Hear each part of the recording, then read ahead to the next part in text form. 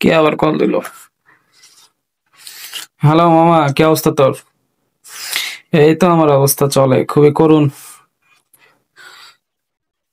আমি কি করতেছি? আমি তো ঘুমাই আছি, খালি ঘুমাই যাচ্ছি। তুই কি করিস? কি, তুই পড়তেছিস? মামা, তোরা খুব ব্রিলিয়েন্ট, খুবই পড়াশোনা করিস। আমার তো কিচ্ছু হচ্ছে না পড়াশোনা। মনে হয় এবার পাশ করতে পারবো কিনা সন্দেহ। আমি কিচ্ছু পড়ি নাই, কিচ্ছু পারি না, একদম জিরো। শুধু ঘুমাই যাচ্ছি, ঘুমাই যাচ্ছি।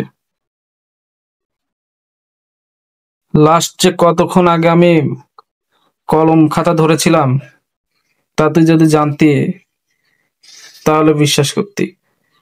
লাস্ট আমি 20 ন্যানো সেকেন্ড আগে আমি কলম ধরেছিলাম। না বুঝিস কত সময় আগে? আমি এবার পাশ করবো কিভাবে বলতো? না, মনে হয় আমি এবার পাশ করতে পারবো না। হ্যাঁ, ক্লাস নোটটা স্যার দিছিল। ক্লাসে কোথাও যেন ব্যাগের মধ্যে হয়তো, খুঁজতে হবে।